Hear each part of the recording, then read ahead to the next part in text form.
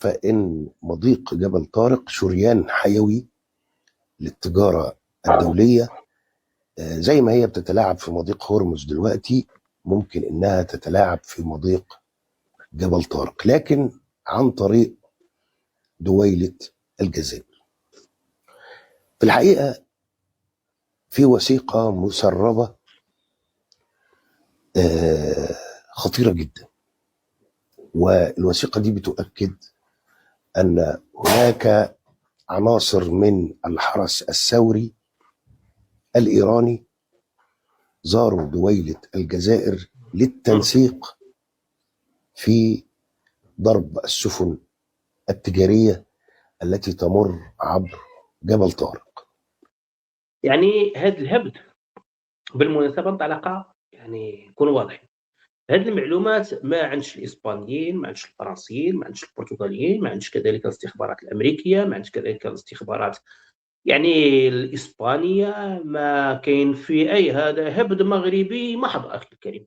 يتحدثون على اجتماع سري، سبحان الله اخي الكريم، دائما في اطار الحروب المغرب هو الطرف الوحيد الذي يحاول يعني اقحام الجزائر بواحد الشكل اللي هو حثيث، يعني دائما يذهب فيما يتعلق كذلك يعني بسقوط نظام بشار الاسد، فيما يتعلق كذلك بالحرب الروسيه الاوكرانيه، فيما يتعلق كذلك بحروب اللي هي اخرى وغيرها. دائما يتحدث المغرب عن الجزائر، الهم ديالو هي الجزائر، تدخل الحرب دائره في المنطقه ويتحدث عن الجزائر، ودائما يحاول اقحام الجزائر في محاوله كذلك الترويج للخبر بان ماذا، بانها تحاول ضرب المصالح الامريكيه وكذلك الغربيه. يعني هذا هو الجهد ديالكم على سبيل المثال في مواجهه الجزائر، تقومون ببث اخبار ماذا كاذبه. اليوم عندنا تيقول لك بان كاينه وثيقه، يعني الكلام اللي كان وفق كذلك مصدر اللي هو مطلع حسب كذلك القول ديال عموما ديال منال الخرطي، ولا اليوم بوثيقه سريه. هذه الوثيقه السريه لا علم لاي مخابرات الا الابواق ديال المخزن بالمناسبه الذين يقومون يعني بترويج هذه الاخبار. مساله اللي هي ذات الاهميه حاليا عندما يتم الحديث على انه يعني ان هناك توافق ايراني جزائري صحراوي من اجل السيطره على منطقه جبل طارق او مضيق جبل طارق، وكذلك رهن وكذلك الاضرار بالتجاره التجاره العالميه بشكل هو اساسي، وبان ايران ستنتقل الى منطقه وكذلك بتواطؤ وكذلك بدعم من الجانب الجزائري ستنتقل الى هذه المنطقه وكذلك سوف تقوم بالسيطره. بطبيعه الحال شكون اللي غادي يتصدى لهذه المساله؟ المغرب. شكون اللي غادي يتصدى؟ المغرب. قال لك اخي الكريم بان هناك تم كذلك يعني اعطاء الاشاره للاسطول المغربي للسيطره وكذلك مواجهه كل المناورات الفرضيه او المناورات الجزائريه والصحراويه والايرانيه من اجل كذلك ضمان يعني من اجل السيطره على منطقه جبل طارق وكذلك حمايه جبل طارق عموما من هذا الهبد وكذلك من هذا الغباء ديالهم وكذلك من هذه المؤامرات الافتراضيه التي عموما هذه المؤامرات التي يتم كذلك التاكيد عليها الجانب المخزني. فالمساله اللي هي ذات الاهميه بان المغرب يقدم نفسه على اساس انه معادله صعبه داخل منطقه البحر الابيض المتوسط.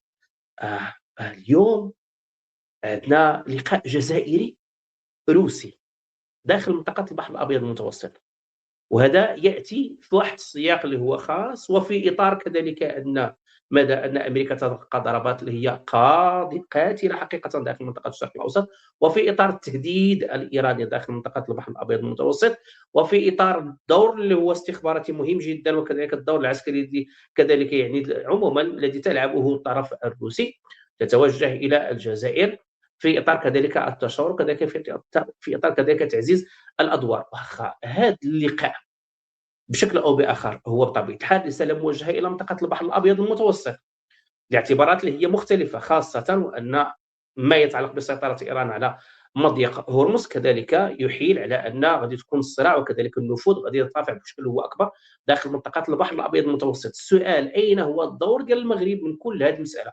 الدول تتحرك على المستوى العسكري، الدول تقوم بالتنسيق باشكال اللي هي مختلفه، الدول كذلك عندها مواقف او عندها مواقف اللي هي معلنه وكذلك مواقف اللي هي ضمنيه.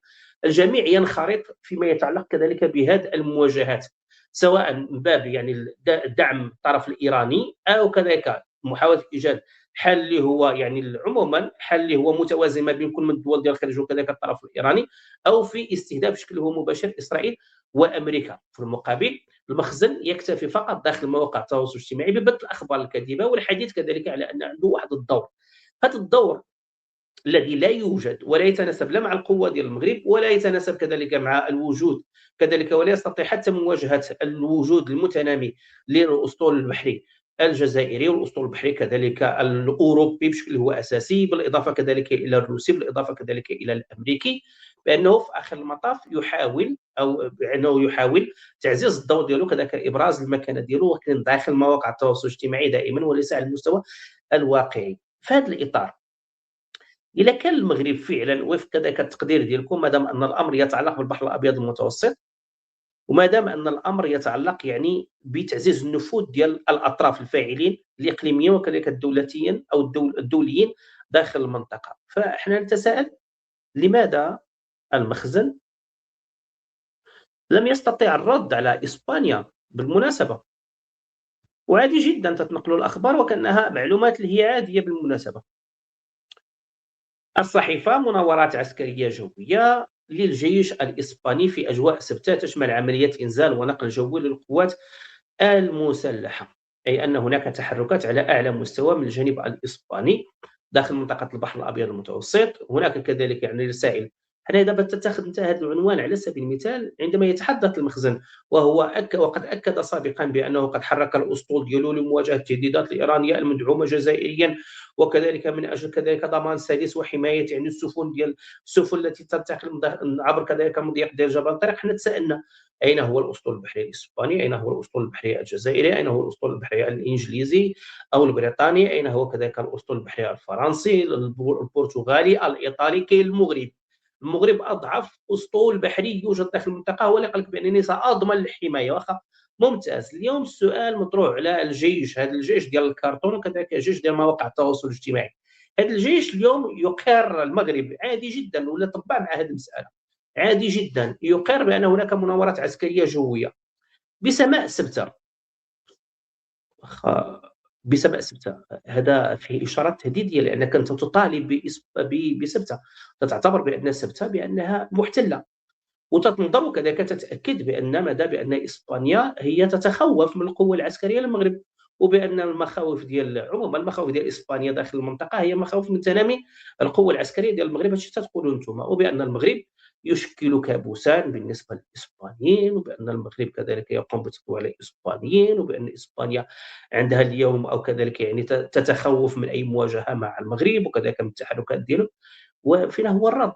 إذا أنت غادي ترد من أجل حماية المنطقة ديال مضيق جبل طارق اللي فيه الأسود حقيقة، اللي فيه يعني أقوى كذلك يعني أقوى كذلك الجيوش، فاحنا تنتسائلوا يعني وانت تتحاول بعد تلعب واحد الدور، حنا تنتسائلوا فقط على اين هو الرد المغربي على هذه المناورات التي تمت باسبانيا، ثم يتم نقلها من طرف المغرب وكانه بخبر عادي يرتبط يعني بدوله اخرى، وعلى الرغم من انه يدعي بان سبته وحكم ليبيا بانه محتلتين، ولكن قد طبع هو هذه المساله. يعني بلد لا يستطيع باي شكل من الاشكال مواجهه والرد على المناورات العسكريه، كيف سيستطيع السيطره على منطقه جبل طارق، المضيق ديال جبل طارق؟ هذا السؤال بالنسبه لنا، هذا السؤال بالنسبه لنا اللي هو ظاهر.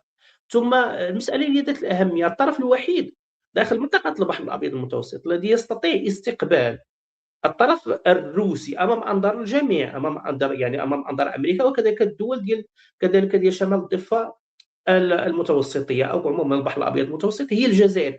اي الرسائل ديالها رسائل قويه. منطقه البحر الابيض المتوسط هناك سلاح بحري قوي جدا ينتمي الى جيش الى جيش داخل المنطقه اللي هو الجيش الجزائري، يستطيع استقباله وكذلك تعزيز التعاون بشكل هو مستمر امام انظار الجميع، وكذلك تمكين مدى وكذلك يعني تعزيز النفوذ والحضور الروسي داخل منطقه البحر الابيض المتوسط. نعم اخي الكريم، هذه رساله من طرف الجزائر دائما هي موجهه ولطالما كانت، يعني ماشي اول يعني كذلك اللقاء او كذلك اول زياره، ولكن حتى في سياق الحروب وفي سياق كذلك التهديدات وكذلك توسيع الرقعه ديال المواجهه ما بين الاطراف او في اطار كذلك منطقه الشرق الاوسط، الجزائر تستقبل باريحيه، وهذا كذلك ردا على من ادعى بان امريكا تستطيع فرض عقوبات على الجزائر وغيرها كذلك من الامور بسبب كذلك التنسيق ديالها العسكري وشراء الاسلحه وغيرها.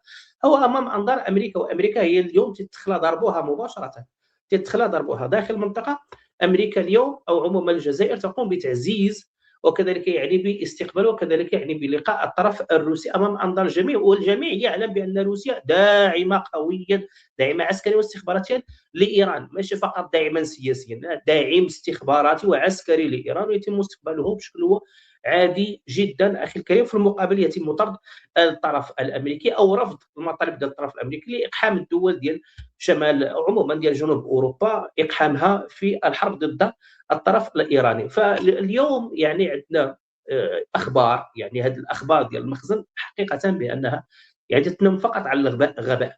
اليوم اذا كان المخزن هو يعتبر نفسه بانه معني بحمايه المنطقه ديال جبل طارق او مضيق ديال جبل طارق، خاصو يرد على الاسبانيين اولا. وهذه الرسائل الاسبانيه هي رسائل اللي هي واضحه بالنسبه للجانب الامريكي، خاصه من بعد رفض اسبانيا الانخراط في هذه الحرب الدائره ضد داخل منطقه الشرق الاوسط بالمناسبه. ثم يعني المخزن مباشره انطلق كذلك في اعطاء اشارات بان الخلاف ما بين مدريد وما بين واشنطن هو لصالح المغرب فيما يتعلق كذلك بدعم امريكا للمغرب في علاقه يعني بالمنطقه ديال سيرتا وميليليا وكذلك جزر الكنارياس. لياتي الرد في نفس الاسبوع في سياق الخلاف الاسباني الروسي، الاعتذار الاسباني الامريكي، وفي سياق ان المخزن كذلك يعني يعتبر بانه منتصر في هذا الخلاف. تاتي مناورات عسكريه تسيطر على المجال الجوي وحتى عموما تم معسكر سبته وميليليا، تسيطر على المجال الجوي لسبته امام انظار المغرب، وهو يدعي بان ماذا؟ بان امريكا ستتوجه من اجل ماذا؟ من اجل اضعاف وكذلك من اجل يعني الضغط على اسبانيا للتنازل على سبته وميليليا. الرد الاسباني عسكري بطبيعه عسكريه، هو كذلك ينتمي نفس الرد بالمناسبه الجزائري، دائما تكون فيه مناورات عسكريه وكذلك رسائل هي عسكريه. في المقابل المخزن يقوم فقط بنقل الاخبار، انت ما قادر حتى انك تقوم بالرد بالمناورات بالمثل وبغيتي تسيطر على منطقه على مضيق جبل طارق. يعني غريب جدا يعني هذا كذلك يعني يعني كذلك يعني ما يتعلق يعني بهذه الاخبار.